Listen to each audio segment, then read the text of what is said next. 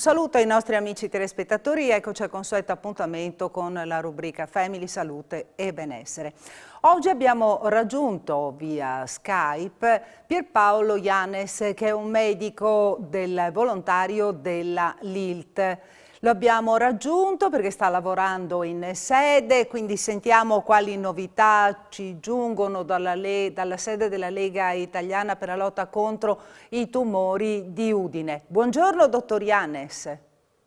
Buongiorno a lei, buongiorno. Buongiorno. Ecco, io ho già anticipato, ho detto che l'abbiamo raggiunta lì direttamente nella sede, anche per capire quale può essere l'operatività in questo periodo anche appunto della sede della LILT. In modo particolare questa mattina cosa state facendo? Ma la nostra attività non si è mai chiusa, diciamo, in questo periodo. Anche nel periodo di maggiori restrizioni, anche via online, abbiamo sempre continuato la nostra attività di prevenzione, di suggerimento alla prevenzione. Ovviamente ci sono state molte difficoltà perché la morbilità e la mortalità del Covid si è aggiunta purtroppo a quella della patologia a cui noi stiamo attenti. Abbiamo ripreso con alcune novità, per esempio questa mattina sono cominciati dei colloqui delle persone che richiedono un trattamento mediante l'agopuntura per il trattamento dei dolori cronici. C'è vicino a me, ma adesso impegnata in ambulatorio, una dottoressa anestesista che ha l'abilitazione di fare questo tipo di trattamento e questo trattamento viene preceduto da un colloquio, diciamo, tipo counseling per vedere un pochino tutto l'aspetto, non solo quello del dolore, ma tutto l'aspetto gestionale della patologia in corso. Questo è un progetto che è stato finanziato dalla regione stessa con anche la presenza di una psicologa, stamattina non c'è, ma verrà domani mattina, che si interessa del trattamento di alcuni casi di patologia avanzata, per non dire addirittura purtroppo in fase terminale, per l'elaborazione del cosiddetto lutto familiare nel caso di questa tragica evenienza. E lo facciamo appunto ogni lunedì mattina. Ecco, quanto è difficile riuscire a operare di questi tempi, cioè riuscire a far funzionare la struttura ed essere vicini ai pazienti, perché mi immagino, cioè, avete dovuto organizzarvi, ridurre il numero, chiaramente il numero di accessi, allungare un po' i tempi. Sì, cambia tutto in sostanza.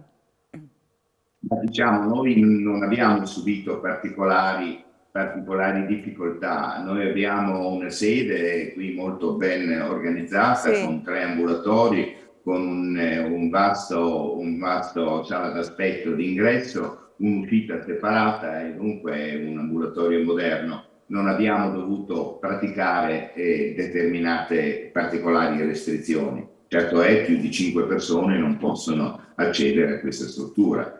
Però nel turnover, diciamo, della mattinata e del pomeriggio si riesce abbastanza agevolmente a soddisfare praticamente tutte le richieste. Ecco, mi parlava appunto di questi 2 nuovi servizi, anche questo dell'agopuntura, da tempo, no? Ne stavate parlando e finalmente siete riusciti a partire, no? Che era mesi, anche, non dico forse anche più di un anno, no? Che stavate parlando di questo. Alcuni mesi, sì, ne stavamo parlando proprio nei periodi di maggiore chiusura in cui le telefonate erano abbastanza insistenti, e adesso finalmente riusciamo a soddisfare, speriamo, anche nei risultati. Ecco, quali novità si prospettano? Perché chiaramente la LILT ha sempre in animo l'organizzazione di servizi nuovi, anche di iniziative chiaramente dedicate. Che cosa avete in programma prossimamente? Ma diciamo che il programma più ambizioso è proprio quello dell'assistenza psicologica, e noi già da tempo, da anni, abbiamo soddisfatto a questo tipo di attività, che veniva però gestita prevalentemente, anzi esclusivamente, presso l'ospedale, presso il Dipartimento di Oncologia. Adesso la nostra ambizione è quello di portare le persone al di fuori di un ambiente che forse per quanto riguarda i ricordi vissuti della patologia non è proprio l'ideale, e di poterla cogliere qui per fare alcuni colloqui per, diciamo, una sorta di counseling della situazione generale legata alla malattia, un counseling anche di tipo familiare. Abbiamo una psicologa che per esempio prevede anche il trattamento dell'età infantile, dell'età adolescenziale, quando purtroppo molto spesso oggi interviene nella famiglia una diagnosi di questo tipo. Ecco, al di là di questi due nuovi servizi che si sono aggiunti alla funzionalità appunto complessiva della sede della LILT, possiamo ricordare ai telespettatori che cosa riuscite appunto a garantire ai pazienti e agli utenti? Ma non si è mai fermata, per esempio, l'attività di screening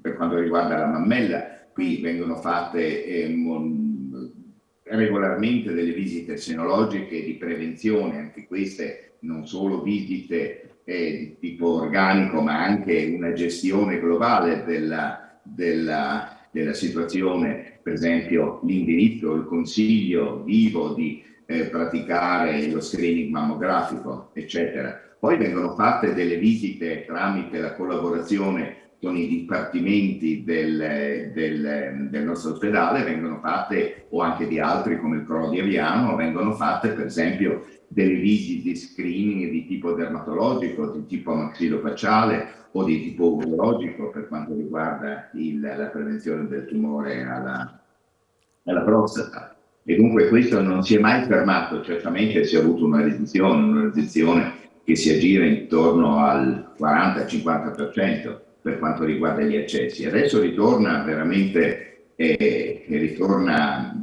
in auge, le telefonate aumentano sempre di più, e io penso che tra le riaperture, invece che smaniare per continuare ad aprire bar e ristoranti, giustissimo anche quello, ma bisognerà anche pensare a riaprire questo tipo di attività collaterale, perché non tutte le malattie sono Covid. Ecco, infatti è proprio questa la preoccupazione, no? In molti fanno questa affermazione, c'è preoccupazione per patologie che non siano Covid. La prevenzione innanzitutto, e quindi c'era il rischio che in questo periodo fosse magari, no? Diminuisse, come lei mi conferma, insomma, c'è Certo, stato è diminuita perché uno a chiaramente ha livello nazionale. paura di rivolgersi a determinate Certo. strutture e poi bisogna seguire tutta una prassi che per forza di cose rallenta i tempi. Certo. Sì, non viene considerato questo aspetto. Oggi, per quanto riguarda il programma anche politico delle riaperture, tra le riaperture non è prevista, per esempio, questo tipo di facilitazione, questo sfrondare i pazienti e i cittadini delle paure a svolgere questo tipo di attività. La paura che c'è di entrare in ospedale, anche se ormai l'80% dei sanitari e degli operatori sono vaccinati, non si capisce come mai si pensi a poter fare un assembramento di 30.000 persone per una partita di calcio e non è possibile andare a trovare i propri cari presso i dipartimenti di oncologia oppure andare a fare delle visite di controllo, le mammografie come si facevano una volta. Questo è un interrogativo che anche noi come associazione, come l'INPS, ci poniamo, non solo a livello locale ma a livello nazionale. Senta, un'ultima cosa prima di chiudere. Voi anche tra l'altro vi siete dichiarati a disposizione per effettuare, no, per somministrare vaccini, quindi gratuitamente. Quindi la LILT Molto potrebbe tempo dare fa anche questo servizio in sostanza a Udine. siamo stati tra i primi a chiederla, qua ci sono dei medici volontari, non ci sono solo io, siamo un piccolo gruppetto che ci siamo proposti, chiaramente non come vaccinatori perché ci vuole un'abilitazione Sì, particolare, ma come cioè il presenza di corso, la medico. preparazione, certo.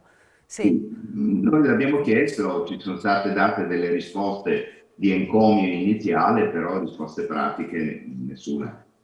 E comunque voi continuate ancora su questa linea, voi non demordete, voi volete essere presenti. No, La siamo LILT... eventualmente pronti con una bellissima sede e con la possibilità di accogliere sia in entrata che in uscita in piena sicurezza tutte le persone che vogliono venire nella nostra sede. Bene, siamo arrivati al termine di questo appuntamento bisettimanale qui a Telefriuli. Non posso fare altro che ringraziare il dottor Pierpaolo Janes, che ricordo essere un medico volontario della LILT. Lei che cos'era? Neurochirurgo o sbaglio? Neurochirurgo, Neurochirurgo, sì. vede? E quindi adesso da diversi anni sta facendo il medico volontario in LILT, insieme a tante altre persone di buona volontà. Grazie per essere stato con noi, Grazie a voi. grazie ai Grazie a lei. nostri amici telespettatori, ai quali do appuntamento a giovedì, sempre alla stessa ora. Arrivederci.